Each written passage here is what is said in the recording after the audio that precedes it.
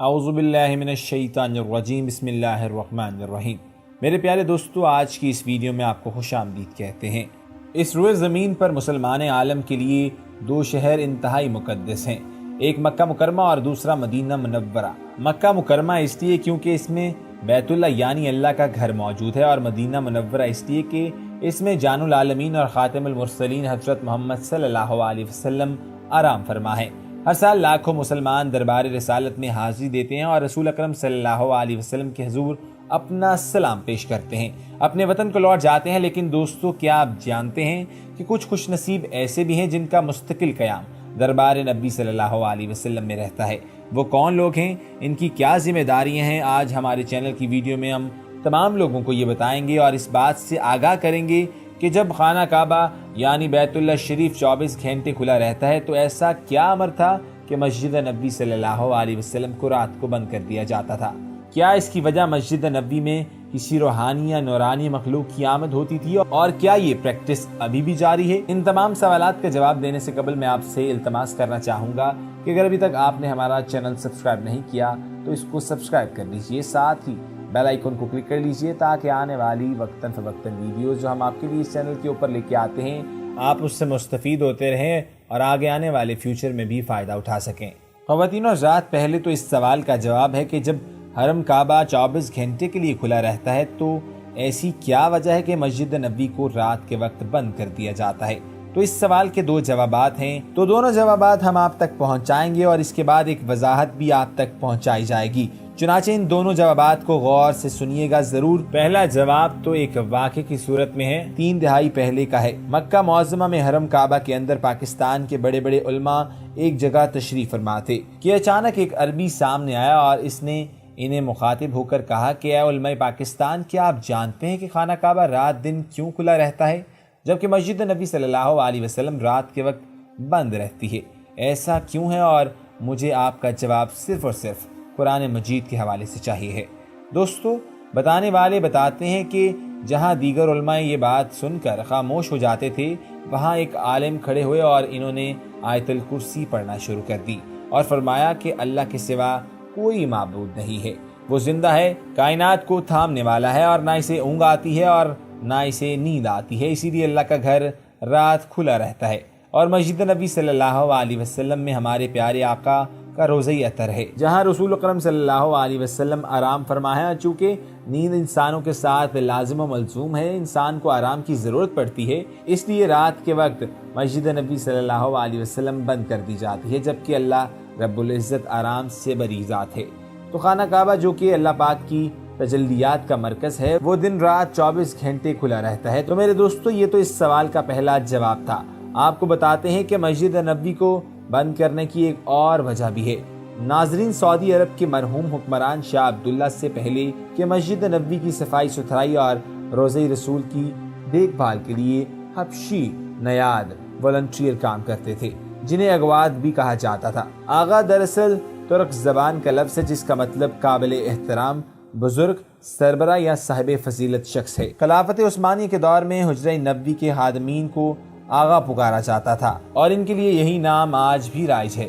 مسجد نبوی کی قدیم تاریخ میں ہمیں یہ بتایا جاتا ہے کہ یہاں پر دراصل یہی لوگ اغوات تھے جس میں حبشی نیاد 10 سے 12 خواجہ سرا ہوتے تھے، جو رومیوں کی طرح لباس پہنتے تھے اور اصحاب صفہ کی جگہ، جو کہ قدرے اونچا ایک چبوترا تھا، پر تشریف فرما رہتے تھے۔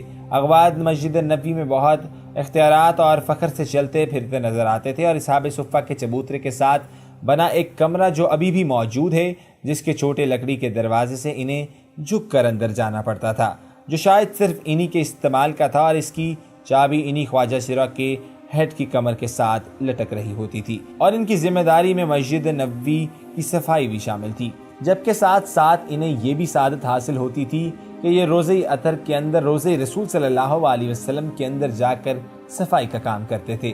مسجد نبوی میں اگر کوئی بچہ قالین یا فرش خراب کر دیتا تو انہیں اطلاع کر دی جاتی، اور یہ ماتھے پر ایک بھی بل دیے بغیر خاموشی سے، تابعداری سے اس کی صفائی کرتے اور کلمہ پڑھ کر اس جگہ کو پاک کر دیتے تھے۔ شاہ عبداللہ سے پہلے عام معمول تھا کہ عشاء کی نماز کے 1 گھنٹے بعد خواجہ سرا لوگوں کو نکالنا شروع کرتے، عورتوں والے حصے میں بھی صرف انہیں جانے کی اجازت تھی۔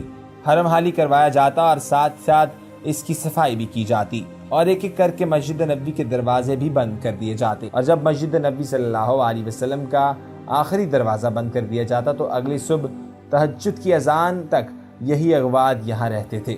خواتین و حضرات، اب بات کرتے ہیں گنبد خضرا کے بارے میں۔ گنبد خضرا وہ گنبد ہے جو پوری دنیا کے مسلمانوں کے دلوں میں بستا ہے، اور کوئی بھی مسلمان ایسا نہیں ہے جس کے دل میں گنبد خضرا کی زیارت کی خواہش انگڑائی نہ لیتی ہو۔ مدینہ منورہ مسلمانوں کے لیے انتہائی مقدس جگہ مسجد نبوی تو ہے ہی، مگر اس کی اہمیت صرف اس لیے نہیں ہے کہ نبی صلی اللہ علیہ وسلم نے اس مسجد میں ریاست مدینہ کے معاملات اور مذہبی دینی فرائض سر انجام دیے تھے، بلکہ مسجد نبوی صلی اللہ علیہ وسلم کے ایک حصے میں نبی کریم صلی اللہ علیہ وسلم کے روزئی اثرنامہ میں مسجد نبوی کی اہمیت میں اضافہ کیے رکھا ہے۔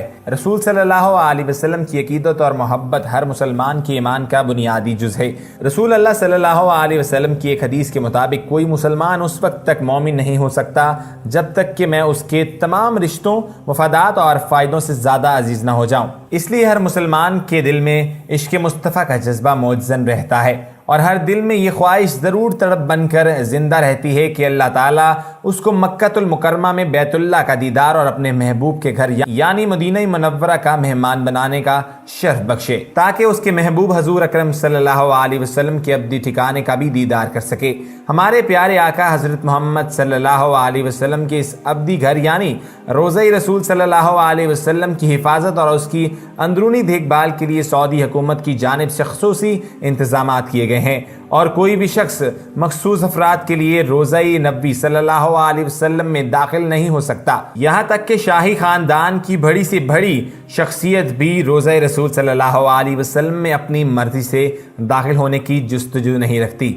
روضہ رسول صلی اللہ علیہ وسلم کی اندرونی کیفیت اور وہاں موجود تبرکات مسلمانوں کے لیے ہمیشہ سے دلچسپی کا باعث رہی ہیں۔ ہر مسلمان یہ جاننا چاہتا ہے کہ آخر گنبد خضرا کے نیچے اور روضہ شریف کے اندر کیا ہے۔ میرے دوستو، وہ ایک مشہور واقعہ ہے کہ روضہ رسول صلی اللہ علیہ وسلم کے اندر سے کچھ آوازیں آئیں، اور پھر مشاورت کے بعد جب ایک شخص اندر داخل ہوا تو اس نے اندر کیا مناظر دیکھے، یہ سب ہم آج کی اس ویڈیو میں آپ کو بتائیں گے۔ لیکن آگے بڑھنے سے قبل آپ سے گزارش کرنا چاہتے ہیں کہ اگر ابھی تک آپ نے ہمارا چینل سبسکرائب نہیں کیا تو اس کو سبسکرائب کر لیجئے، ساتھ ہی رائٹ بٹن کو کلک کر کے ہمارے چینل کا حصہ بن جائیے تاکہ آنے والی تمام انفارمیٹیو ویڈیو اور اسلامک چیزیں آپ تک موصول ہوتی رہیں اور آپ ان تک بلا تعطل رسائی حاصل کر سکیں۔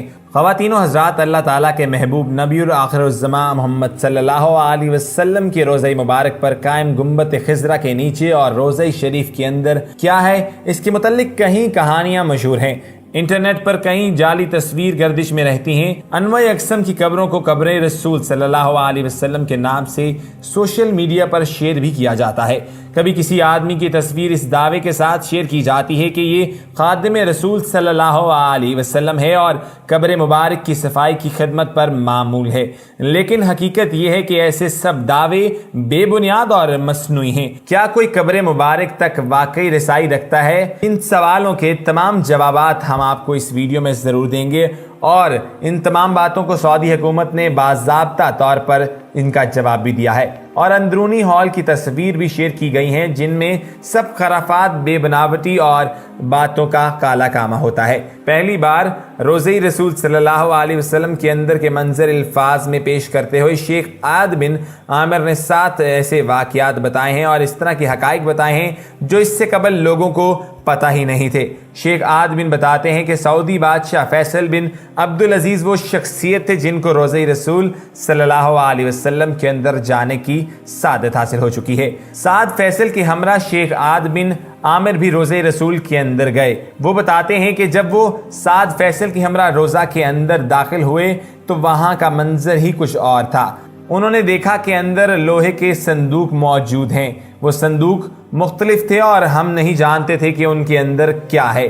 آپ نے انٹرویو میں جو کہ یوٹیوب پر موجود ہے، شیخ عاد بن عامر بتاتے ہیں کہ روضہ رسول میں جانے کی سعادت حاصل کرنے کے بعد شاہ فیصل محروم نے ایک حکم نامہ جاری کیا جس میں ایک کمیٹی تشکیل دیے جانے کا حکم بھی دیا جو روضہ رسول صلی اللہ علیہ وسلم کے اندر موجود تبرکات اور وہاں موجود اشیاء کا مکمل ریکارڈ مرتب کر سکے۔ और रोज़ा रसूल में मौजूद इन संदूकों को खोलकर इनके अंदर मौजूद अशिया को भी रिकॉर्ड लिस्ट में शामिल कर सके। शेख आद बिन बताते हैं कि एक दिन नमाज मगरिब के बाद उन्हें हुक्म दिया गया कि रोज़े रसूल के अंदर जाएं और वहाँ मौजूद इन तमाम अशिया के मुतल्लिक काम को ख़त्म करें। वो कीमती अराकीन के हमरा जेवरात के माहिर सुनियार को लेकर उस रोज़े रसूल के अंदर दाखिल हुए, जहाँ मौजूद लोहे के संदूकों का जायज़ा लिया गया।